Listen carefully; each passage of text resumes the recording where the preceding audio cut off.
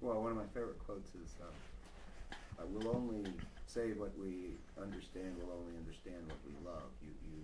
Your turn on the heart is kind of takes it to that same high level. Do you find that people are going to parks and getting that reward, that return on their interest? I think so, or we wouldn't. Are we hitting them? Are we? Is this going well from the visitor? What I think is, good question. I'm actually thinking about 6 or 7 different things there. The first thing I'd say is that I disagree with that other quote a little bit about we only love what we understand. It was something along those lines. Mm-hmm. I'm not sure. I'm an historian by background, and I'm learning more about the natural stuff, but I don't understand very much about Yosemite.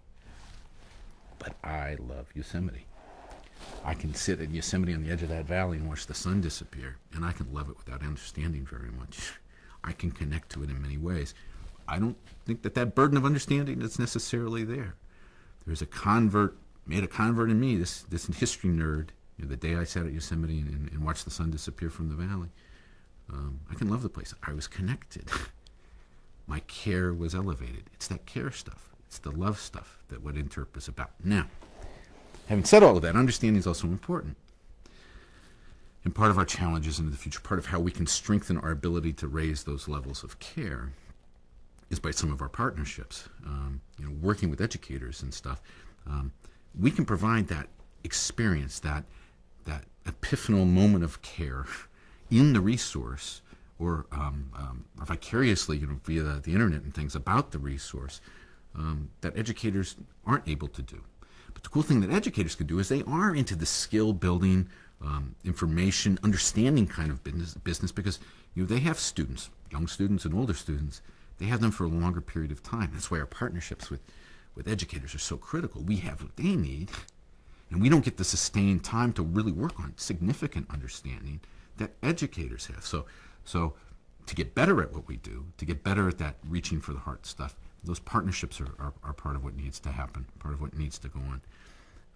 Give us some examples, because I'm not sure people know the extent of our kind of educational outreach in the parks. I think some amazing stuff like, what's the name of the place? Channel Islands in California. I mean, they've got a remote field trip that's amazing. You can sit in their visitor center. I haven't done it yet, but I've heard about it. I'm dying to do it, right?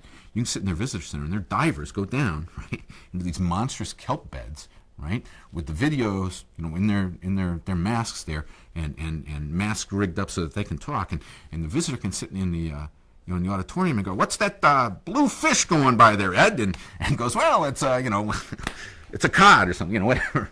Wow, that's astonishing. Here's the thing where you're not really impacting the resource very bad, but people are like really in on it, really kind of hooked into it. When you build that into an educational sort of thing where the educators have learning objectives, have skills and things that they're developing in those participants, when those participants, when those students get to actually encounter the thing itself and come to care about it, how much more is that going to enhance the actual learning? And once the actual learning occurs, when more understanding happens and more cognizance of issues and things occur, how much is that going to come back and help us with increasing care and the care for the resource? I mean, that's outrageous stuff. I mean, that's incredible stuff. There's the stories of the Everglades that, for a couple of decades and more, we've been running an educational partnership with schools down there, and a lot of the stewardship that's come about for the Everglades, a lot of the saving of the Everglades has happened because, the feeling is that those kids came through the Everglades, encountered the Everglades, came to care about the Everglades, and are now voting constituency who says, let's save the Everglades. That's a big deal. I mean, it's a really big deal. It's not insignificant at all. You get that opportunity everywhere. You have that opportunity. A lot of parks are doing this out. Oh, yeah. Parks' Classroom's been around for a while. You can use help. It is a way of managing the future. It's a way of taking on these problems that I think are only snowballing and getting bigger. The pressure's on our places. There's less room. So our places are going to be more challenged all the time. What about technology? You touched on a very fascinating way of bringing the resource two kids there with the underwater cameras. Do you see technology coming in your profession then? I think it's got to, because it is a mistake. You know, if you talk with Dick Sellers and others about the vacation sort of mindset or tradition of the Park Service, interpretation certainly can't be about we want more people to come to the resource. That's not necessarily the goal. I mean, you can love a resource to death. One of the ways to deal with that is to provide these vicarious and virtual experiences. We got a long way, just like most of this technology stuff. It's got a long way to learn how to really utilize it, how to make it most effective and most vibrant. But things like the virtual field trips at Olympic National Park, where guys are trudging off on some glacier somewhere, that's cool. When I get to beam into that real time and get to actually have a conversation with somebody who's out there, it's not exactly being there, but it's pretty doggone close. And, for somebody who's getting as old as I am now, it's close enough. It's I'm probably not going to do that stuff anymore, and it's fine. I'm not going to hang glide or anything. What are some of the other examples?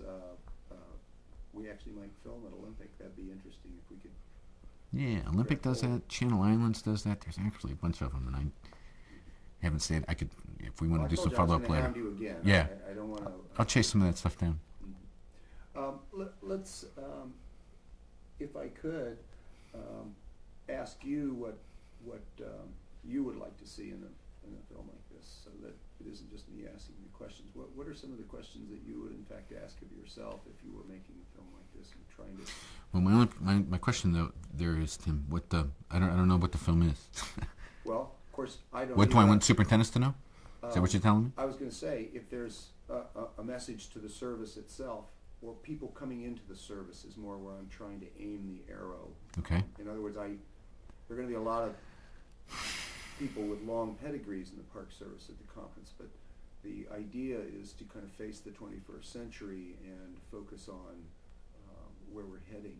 And I'm much more interested in what strikes the newcomer. Got it. Well, the way of I'm not sure I'm exactly on point, but maybe.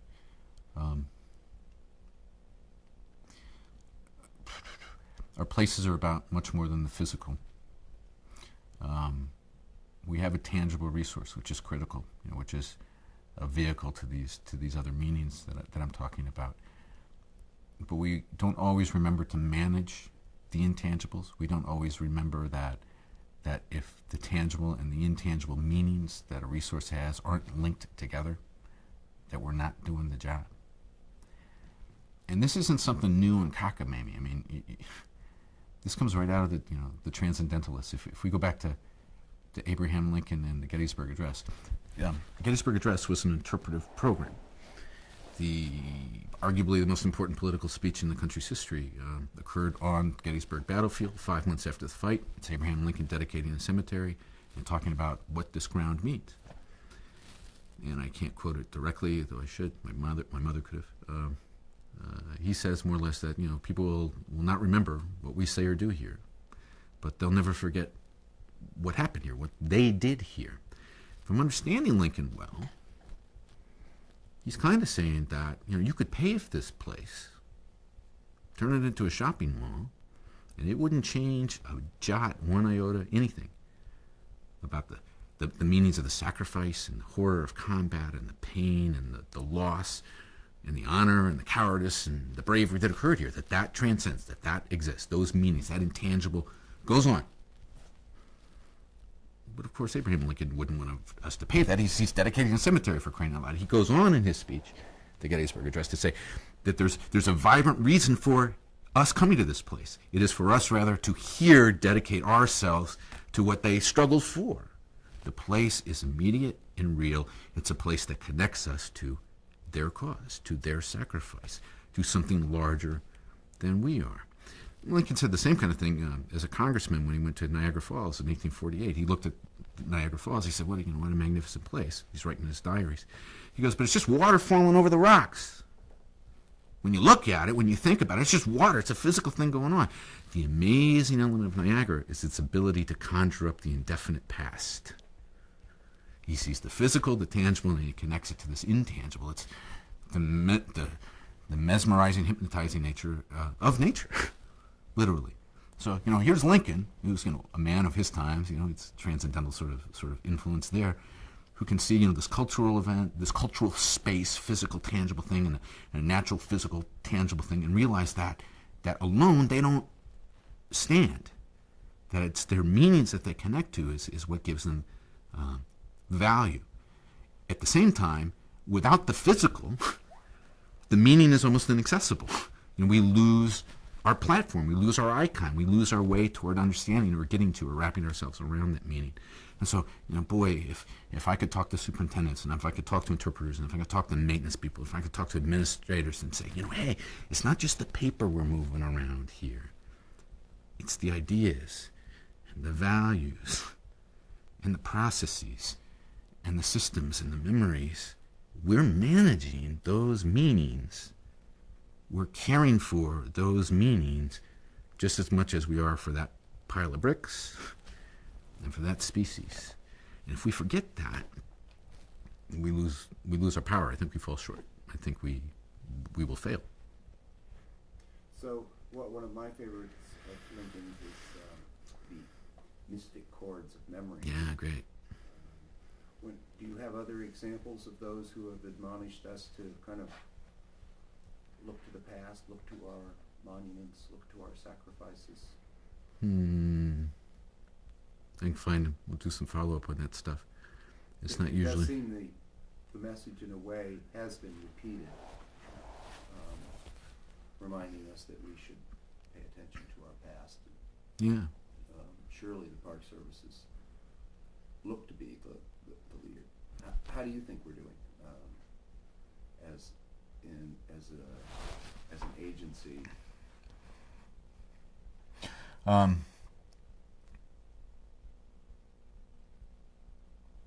Twofold. I think we're doing terrifically. The Park Service inspires me because we are the stewards of, and we do a pretty good job of taking care of these tangible elements that the public has said have meaning. That's an inspiring thing. I think our agency has a terrific sense of mission and togetherness. I've got lots of friends in the private sector. I've got lots of friends in other government agencies, and they envy me for the assumptions that I have and my colleagues have of this is about something. This is about something important. So I'm inspired by that stuff. And I'm made hopeful by that stuff. I'm made hopeful by how many people in the Park Service think about democracy and think about our responsibility to people to the public, to all the different publics, to the diversity. But I think I'm also inspired because very few of us are ever very happy with the way it is.